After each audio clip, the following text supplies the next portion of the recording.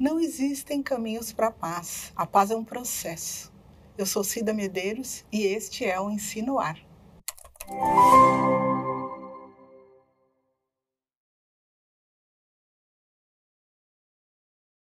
Olá!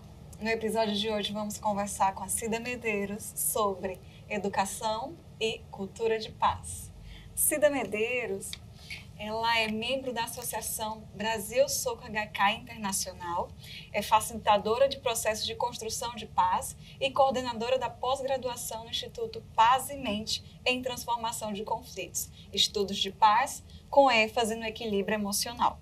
É pós-graduada em Transformação de Conflitos e Estudos de Paz, com ênfase no equilíbrio emocional, oferecido pelo Instituto Paz e Mente, em parceria com a Cátedra Unesco de Estudos para a Paz, e UNSBRANC, da Áustria, e Instituto Santa Bárbara, na Califórnia, nos Estados Unidos.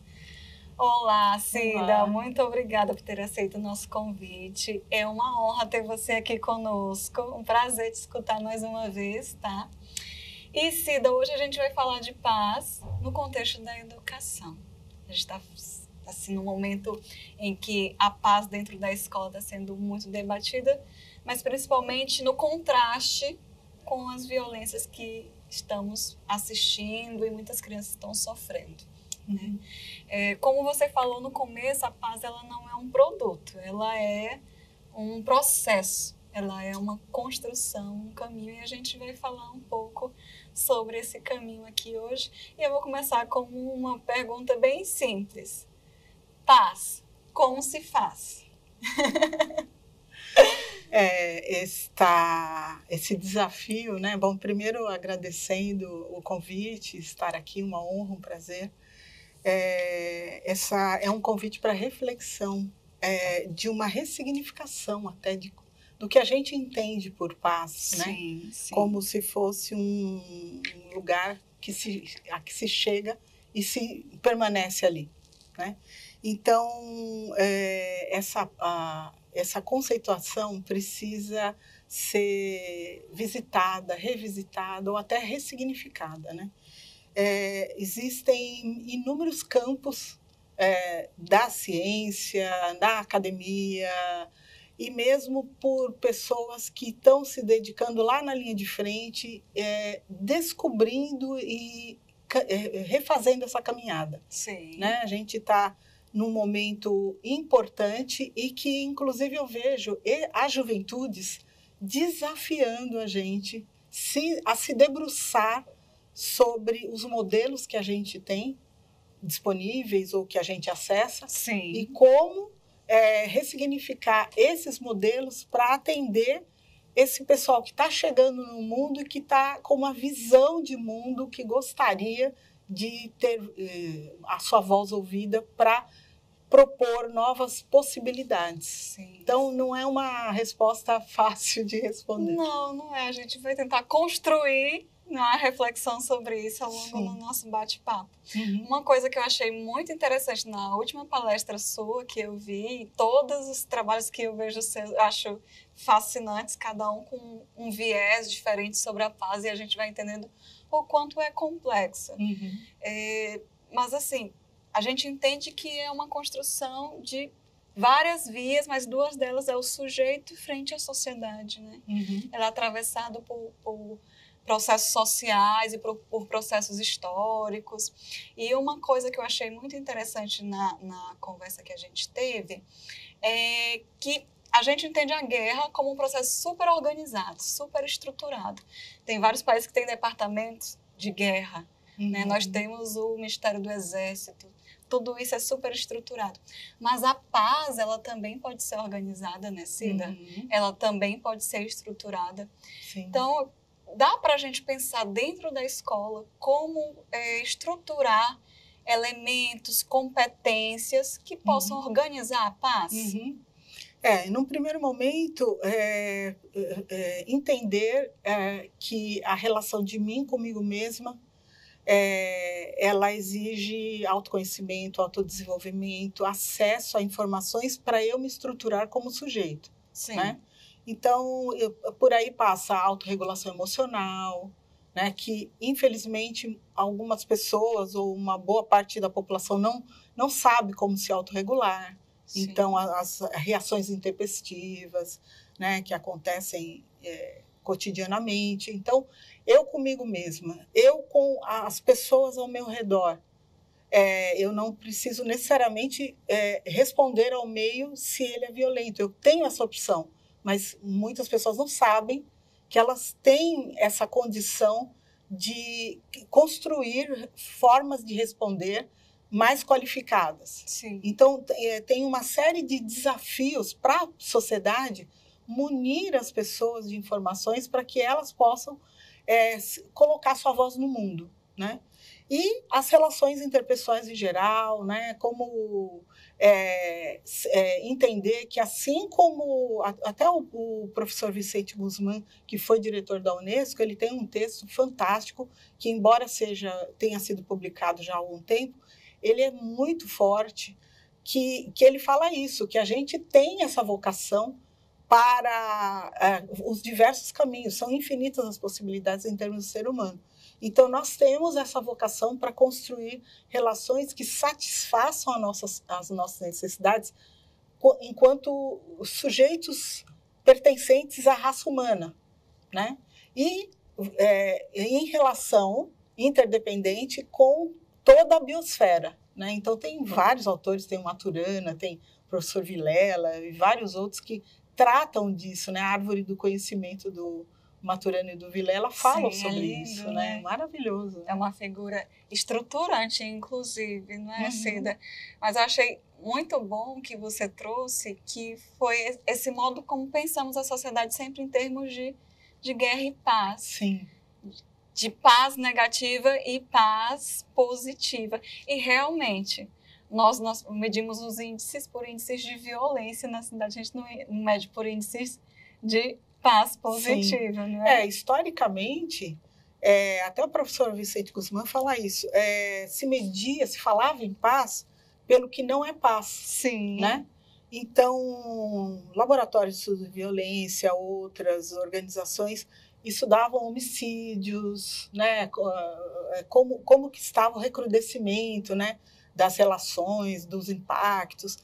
E nós agora estamos diante de um desafio que é ver quantas dessas escolas que se prepararam nacionalmente para fazer esse trabalho hercúleo, por exemplo, conseguiram desenvolver círculos de paz, por exemplo, encontraram alternativas que não foi só entregar um chocolatinho com uma mensagem, Sim. que embora seja válido diante dos esforços coletivos que todo mundo se debruçou e alguns estavam aprendendo, mas teve já, até ontem mesmo, eu estava com um grupo de educadoras que compartilharam como elas transformaram. Por exemplo, teve uma educadora de um instituto federal que ela trabalha a arte, então ela jogou para os alunos e eles vieram com uma peça de teatro, por exemplo, né? Então, assim, existe essa possibilidade de ativar nas pessoas esse caminho natural que já é nosso, que é a busca de bem-estar, né? Então, às vezes, em nome da busca do bem-estar, eu posso recorrer à violência, mas ela é só uma estratégia, né? Ela é um recurso que eu disponibilizo na hora para resolver algo que está me incomodando demais. Mas se eu souber que o repertório é muito maior do que isso, eu posso fazer mão de outras estratégias para me atender e não causar mais danos, às vezes, em cima de uma situação. Sim, sim. E é um viés de educação que a gente discute muito pouco, né? Uhum. Você traz esses dados da Unesco e você traz informações muito preciosas, como, por exemplo, aquela tabela de necessidades universais. Uhum. E analisando, lendo, entendendo melhor aquela tabela, eu vi que, por exemplo, as pessoas, para se sentirem bem, satisfeitas, no estado de bem-estar, elas precisam satisfazer aquelas necessidades universais, e uma delas é compreensão. Uhum. E ali eu vi que tinha o direito à literatura, o direito à educação, tudo previsto nesse plano de promoção do bem-estar para a promoção da paz também, não é, Cida? Então, tudo isso vem junto com aqueles valores que você estava falando, valores positivos integrados à paz, mas a gente sabe que também existem valores que são valores de violência. A gente fala que a escola está uma crise de valores que não tem valores, mas a gente sabe que existem grupos que promovem valores que são negativos. Uhum. Como é que a gente pode pensar a escola como esse lugar de promoção de valores, de direitos, de cultura de paz? Tem uma reflexão anterior a isso, que é o que é valor e o que não é. Sim. Né? Então, a própria formulação da Unesco, ela começa dizendo que se a paz existe na mente dos homens, né? É na mente dos homens e mulheres, depois eles reformularam porque só estava homens, né? Então, significa que existe uma cultura, nós somos meios da cultura, né? Em que qualquer ser vivo busca bem-estar. Né? Então, para atender essas necessidades humanas universais de sustento, né, de liberdade, autonomia, existem algumas estratégias que, para atender essas necessidades, elas podem me beneficiar e beneficiar outra pessoa, ou eu posso momentaneamente me sentir aliviada, conseguir comer, por exemplo. Eu pegar esse exemplo, sustento, eu posso ter a estratégia de me alimentar com uma salada, de me alimentar com fast food, ou até de roubar alimento. Né? Então, dependendo da estratégia que eu utilizo para atender aquela necessidade humana universal, que a princípio não entra em conflito com nada, eu falar, eu estou com fome, por exemplo, não ofende, não afeta, né? Estou com sono, né? Estou sentindo desejo de liberdade. A maior parte dos conflitos hoje no planeta são em nome de autonomia e liberdade, né? Então, assim, o esforço coletivo para transformar, por exemplo, violência em valor, constrói que tipo de sociedade, né? Esses sujeitos, eles se sentem plenamente atendidos nas suas necessidades básicas, né? Então, esse tipo de reflexão importante, porque, assim, a priori, os seres vivos buscam estar num lugar de paz, de tranquilidade, de atendimento às suas necessidades, né? Mas mesmo pessoas que vivem em condições muito precárias, elas encontram caminhos para burlar, por exemplo, se ela não come todo dia, ou não come 3 vezes por dia, né? Ela encontra meios de equilibrar com outros recursos internos, reforçando outras necessidades em detrimento daquela que ela sabe que daqui a pouco ela vai transformar. E esse componente é o quê? A esperança, né? Então, já existem estudos, até a professora Tatiana, lá da Unicamp, tem dado muitas entrevistas sobre essas questões da escola, e ela tem dito isso, que uma vez que se atinge essa esperança, essa perspectiva de continuar vivo, né, e com que qualidade, eu posso definir como é que eu vou agir no presente. Então, alguns jovens, por exemplo, estão instados a resolver as questões da forma violenta, é porque essa noção de esperança, de expectativa de vida, ela está sendo atacada, né? Então, falar de paz, falar de violência tem a ver com não necessariamente exércitos, né? Tem a ver com o cotidiano, como as pessoas se relacionam, né? Como falamos, o que pensamos, como impactamos a vida do outro, né? As pessoas silenciosas que às vezes sentem mal numa conversa, mas não falam, e a gente não percebe que a gente está causando impactos. Então, paz é uma coisa que dá bastante trabalho, né? Mas é fascinante também quando a gente começa a compreender que no dia a dia, nas relações, né? Na busca, por exemplo, se eu não estou feliz no meu trabalho, como é que eu construo a passagem para um outro, né? Então, como é que eu construo de um jeito de viver para um outro? Como é que eu negocio isso com os meus pares, com as pessoas do meu entorno? Como é que eu me associo dentro de num bairro, com uma associação, com não fortaleço um grupo, Sim. uma comunidade, né? Visando o bem comum. E mantenho isso coeso, né? Isso também é um processo de paz. Isso, são sempre processos, é tudo relacional. Sim. Nossa, Cida, e isso vai também de encontro com outros encontros que a gente estava tendo com professores e pensando sempre que a gente tinha que mudar os referenciais. A gente fala assim dessas instituições muito grandes, ministérios, departamentos, mas a gente frisou também que é um a um. É escutar, escutativa, né? O olho no olho, professor, aluno, esse relacionamento professor-estudante, equanimidade nas relações, né? Esse trato de pessoa para pessoa. Mas isso vai também de uma reformulação de referenciais. A gente tem referenciais muito voltados para, por exemplo, uma sociedade competitiva, não é, Cida? E eu gosto muito de escutar o Lama Santen, por exemplo, quando ele fala que a gente precisa trocar os referenciais. Ele trabalha muito com os povos indígenas, potiguaras. Então, eles dizem, a gente vive aqui violências que têm como referenciais a colonização. Então, como é que a gente pode pensar novos referenciais que não sejam esses referenciais competitivos, esses referenciais da violência, da paz negativa? Como é que a gente pode repensar a vida a partir de outros referenciais, né?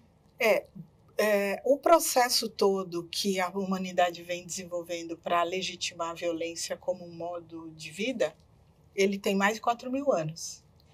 Então, para mudar essa base, nós precisamos conversar mais a respeito, nos apropriar dessas informações. Por exemplo, o Johan Galtung, que é hoje um dos maiores mediadores de conflito, ele é norueguês, foi o primeiro que criou uma cadeira, né, de cultura de paz. O site dele, transcende.org, depois eu posso deixar as referências. Ele coloca uma equação que paz é igual a equidade e harmonia sobre trauma e conflito, em que trauma e conflito se referem do presente para o passado e equidade e harmonia do presente para o futuro. Sim. Então, é preciso olhar para esses traumas, porque já, segundo até tem um professor da Universidade Federal de Pernambuco que ele fala que já é endêmico, né, o trauma na sociedade. Então, assim, o que naturalmente talvez as crianças, por mais que elas tenham tido uma boa educação, elas se zangaram com alguma coisa, não souberam por falta de experiência. Trauma é algo que é inerente ao crescer. Mas quando tem afeto, quando tem cuidado, quando tem conversa, isso tudo vai sendo decodificado. Mas quando vai se sobrepondo, não ser reconhecido, não ser escutado, e com todas as outras coisas que vão acontecer, e bullying, aí vai, conforme vai crescendo, isso tudo vai determinando uma série de coisas, uma série de comportamentos, né? Então, cuidar disso, entender o que é um comportamento constante ou não, como lidar, e aí tem várias possibilidades.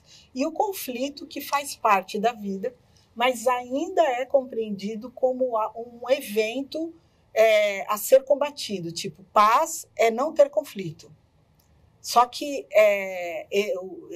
essas linhas, né, de estudo que eu desenvolvo com esses mestres, é que conflito faz parte da vida, né? Saber, eu vou fazer faculdade ou não?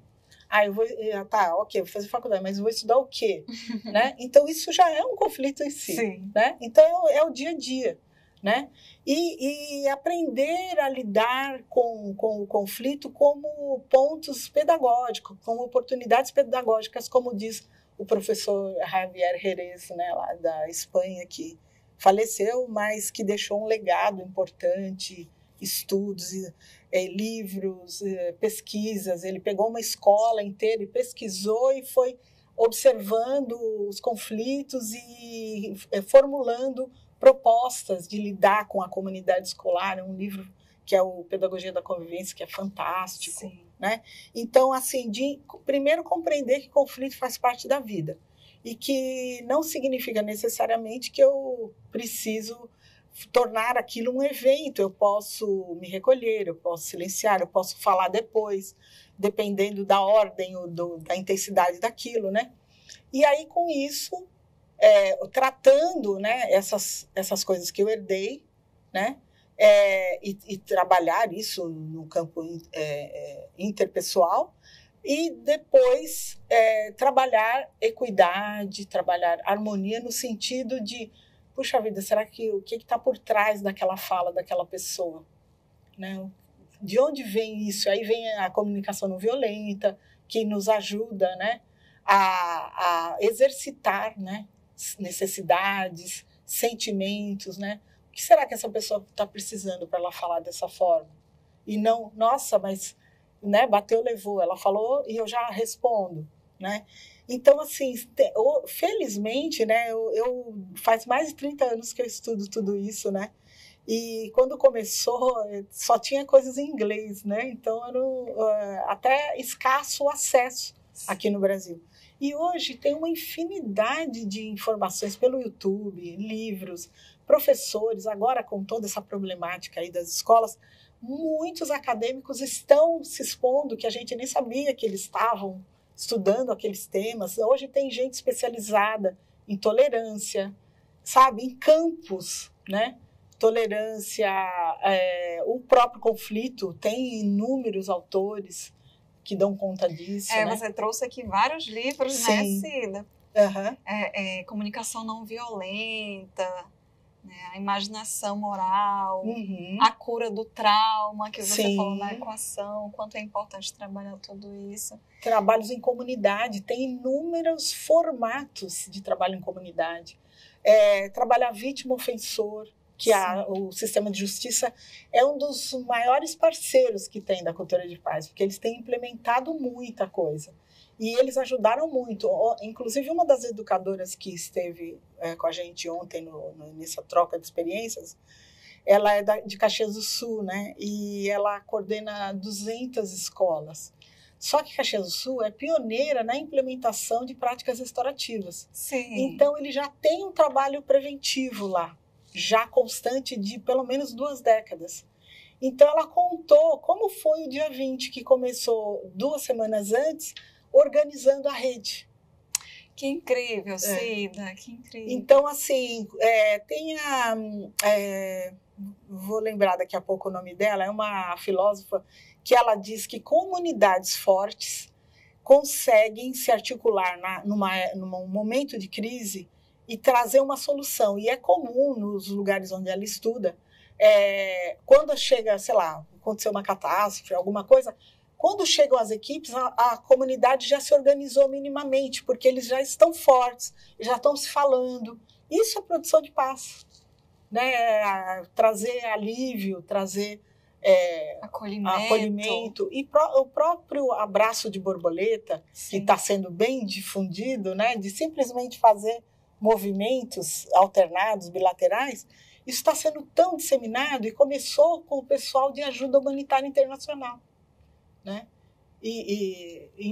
Implementando um protocolo simples. Sim, então você pensando que um protocolo simples, implementado numa comunidade, uhum, e aquilo sendo feito com constância ao longo do tempo, gera grandes transformações, sim, né, Cida? Sim. Que lindo isso que você está trazendo para a gente. Então, é isso que é interessante, que hoje a quantidade de informação, de recursos, de métodos é tamanha que agora é importante espaço como esse de compartilhar, das pessoas saberem, porque a rigor, já que está aí todo um debate sobre o novo ensino médio, né? A rigor, no ensino fundamental, na creche, muitas dessas metodologias deveriam já estar nos bancos escolares sendo trabalhadas, né? Então, tem já informação de outros países que é colocado na primeira infância. Né? E as transformações são muito reais. O próprio Sim. professor Boris, ele esteve aqui há 2 ou 3 anos, pouco antes da pandemia, com o pessoal lá do professor Adalberto Barreto, né? Sim. Ele veio para falar de mutilação, de uma série de questões que acontecem na juventude. Está aumentando muito, né? Depois da pandemia. E ele defende, ele é tido como pai da resiliência francesa, né? Ele criou a Clínica do Afeto lá em Paris. Ele defende que a primeira infância, pais e mães fiquem até os 6 anos com a criança. Porque ele defende que, se fosse feito esse tipo de investimento, uma série de questões que acontecem na vida adulta não aconteceriam, não teria tanto aprisionamento, não teria uma série de problemas, porque a primeira infância foi cuidado com afeto, com atenção de pai e mãe. Sim, eu entendo. Faz muito sentido isso, e a gente precisa de uma mudança social como um todo para conseguir amparar essas práticas pacíficas. Agora, quando você falou do teatro nas escolas, e é super importante essas atividades, que a criação, ela é uma alta atividade, né? Dentro das práticas pedagógicas, o momento de criar, ela tem um valor imenso para o processo de aprendizado. Eu lembrei muito do Brecht e de como ele fala que a história é impermanente, tudo é impermanente. Então, as possibilidades de transformação vão acontecer para um lado ou para o outro. Cabe a gente ter uma postura ativa de transformação numa direção positiva, né? Em direção a uma cultura de paz. Esse exemplo lá de Caxias do Sul eu achei sensacional e super inspirador. Assim. Teve uma outra professora em São Paulo que eu joguei nas redes, e algumas pessoas que tinham exemplos de como elas se transformaram, elas aceitaram o convite. Sim. Né? E essa professora do Instituto Federal, ela é professora de artes, ela colocou para os alunos, olha, nós precisamos nos organizar, vai ter esse dia pontual, mas eu queria fazer um trabalho antes, durante e depois. O que vocês acham? Os alunos se articularam e eles criaram uma peça de teatro, em que eles refletiram sobre isso no processo e apresentaram. Ela disse que nem se todos os professores tivessem se unido, eles conseguiriam a gama de possibilidades que essa peça de teatro trouxe com a inventividade dos alunos. Sim. Ensino médio. Que máximo, que máximo. Esse até é um ponto que a gente trabalha também em sala de aula, de incentivar os trabalhos cooperativos na sala de aula, né? Porque às vezes a própria escola ela pode ser um reduto de competição. Quando a gente trabalha até com o ensino à distância, metodologias ativas, vai ali fazer uma gamificação, de repente a gente se depara com um jogo em que há o estímulo de uma competição saudável, mas será que a gente não poderia pensar isso de uma outra perspectiva, uma perspectiva em que todos saíssem ganhando, Sim. Cooperando? Então é super importante levar isso também para pensar as tecnologias, todos os processos. Isso que você traz é fantástico, porque essa semana mesmo a professora Tatiana lá da Unicamp, ela trouxe a escola como espaço de saúde mental. Sim. E aí já existem várias propostas de unir aluno, família e comunidade, né? Tem em São Paulo um método do professor Makiguchi, que foi um educador dos anos 30 no Japão, que questionava, né, o momento militarizado que estava até nas escolas. Tal. Então ele repensou a educação juntamente com um companheiro também educador, o Josei Toda, e eles criaram esse método que une a comunidade, a escola e a criança. Então, eles, por exemplo, desenvolvem horta coletivamente, por exemplo. É um meio de unir esses 3 atores, vamos dizer assim. E aí, aqui em São Paulo, eu acompanhei alguns, e crianças que a mãe falava, nossa, mas ele nunca comeu verdura. E ele está comendo porque ele plantou. Sim. Né? Então, as soluções são simples até. São acessíveis, né? A gente não precisa de um decreto para começar a produzir esse senso comunitário, né? Eu sou uma grande incentivadora de hortas comunitárias, e eu moro ali em Messejana, E eu vivo pegando no pé dos responsáveis de associações comunitárias para fazer. Até que lá no Conjunto São Bernardo, topou e agora estou muito feliz lá colhendo banana, colhendo mandioca no meio da comunidade. Né? Então, essas coisas estão viáveis, estão acessíveis, soluções que todo mundo encontra junto. Né? Sim, sim. Semana eu estava lendo o Kropotkin de novo, né? Sempre volta ao apoio mútuo. Uhum. E daí ele pensa como a vida ela é cooperativa. Uhum. Né? Que a vida já é difícil em si mesma. Assim, ele relata como, por exemplo, uma chuva pode ser a extinção de milhares e milhares de pequenos insetos, né? Uhum. Então, para eles é muito melhor cooperar do que competir. A vida depende muito mais de cooperação do que competição. Uhum. Inclusive em outros grupos humanos, várias comunidades ao redor de todo o mundo. Uhum.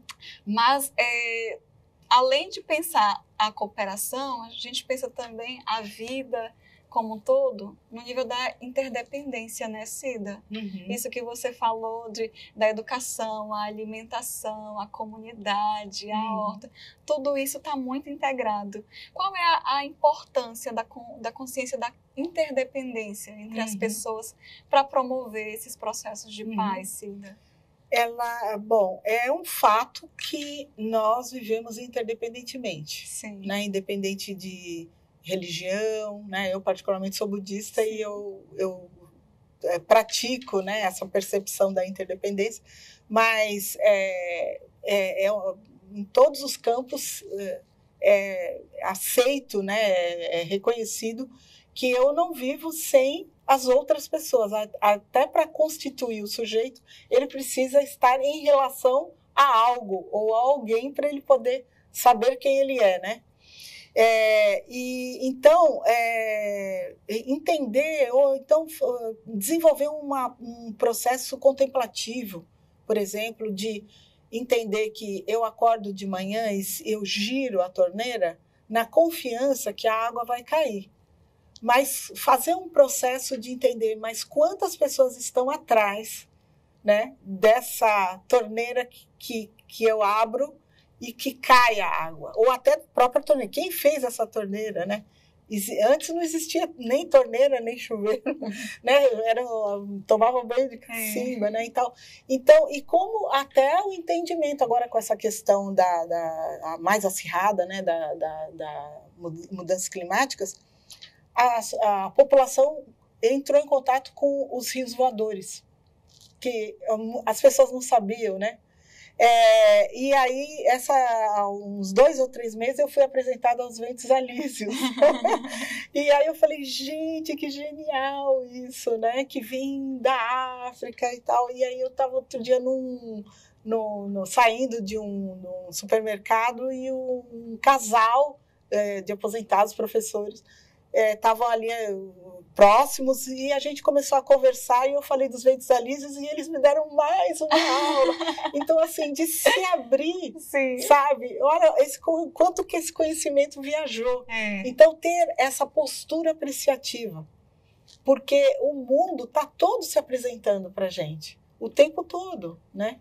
Aqui, nesse estúdio, por exemplo, quantas centenas de pessoas estiveram presentes ou estão presentes para que a gente estivesse fazendo essa conversa agora. Sim, né? Para ter a câmera, os recursos, né? Quantos caminhos, né?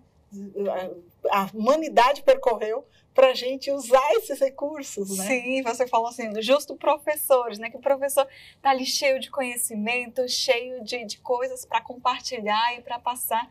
Acho que a escola tem tudo para ser essa comunidade de partilha e integração, né? Sim, até a escola se abrir para o bairro, né? Teve uma época que eu trabalhei coordenando responsabilidade social corporativa e eu conheci projetos no Brasil inteiro. E um deles foi o bairro escola de trabalho que era dirigido pelo Dibbenstein, que faleceu.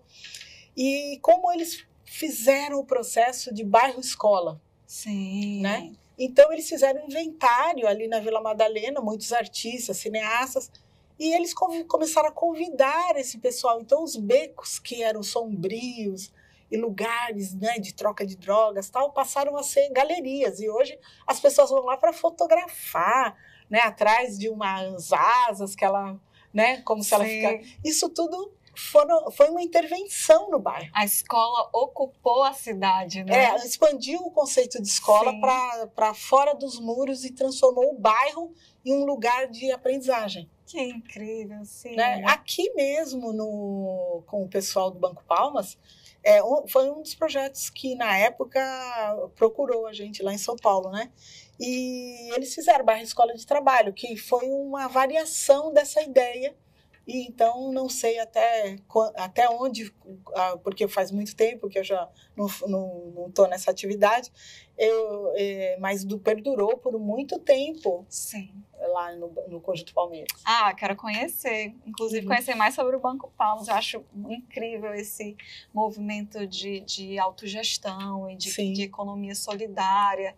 Muito bom. Só uma observação. O Banco Palmas, ele é uma espécie de Febraban das moedas comunitárias. Até onde eu acompanhei, eles coordenavam, gerenciavam ou ajudavam a se desenvolver mais de 80 moedas no Brasil. Nossa! E as pessoas não sabem. Não sabem a capacidade, a potência que essas comunidades, essas organizações têm. Né? Sim. Vamos ter outro encontro só para falar sobre isso, a potência das comunidades aqui no Brasil. Maravilha. Então, Cida, vamos concluir. Você quer, assim, falar algo para finalizar o nosso encontro? Que nosso tempo, infelizmente, está acabando. Poderia ficar aqui um tempão ainda conversando contigo. Passou rápido. Passou muito rápido. Olha, eu só quero convidar, né, as pessoas que, porventura, vejam, ouçam, que se interessem em aprofundar, a entender, porque isso melhora a própria vida, antes de mais nada. Sim. Né? E quando eu me enriqueço, eu enriqueço o mundo, né? Então, eu tive a honra, né, de ter feito apoiado junto com um grupo, um documentário sobre Guimarães Rosa. Eu fui entrevistar a Raquel de Queiroz, fui fazer várias coisas. E o Guimarães falava isso, né, que a gente não deve ter medo, né, da vida, de desbravar os sertões dentro da gente e do mundo, né? Então, é isso, a gente querer gostar de si, gostar da sua realidade, mesmo que ela seja desafiadora, né? Não é uma coisa de pombinhos voando, é de se jogar para a realidade, porque ser humano é ser vulnerável. E isso é desafiador em si, né? Porque nós somos frágeis, nós morremos, né? Nós somos atacados, nós somos frágeis, mas nós somos muito potentes também, né? Maravilha, Cida. Eu adorei, de verdade. Que bom. Eu espero que todo mundo tenha nos escutando também tenha se enriquecido muito, como eu me enriqueci dessa conversa. Muito obrigada. Bem, o nosso bate-papo fica por aqui. Mas o nosso diálogo continua nas redes. Siga a Fundação Demócrito Rocha no Instagram e o canal FDR no YouTube. Até a próxima!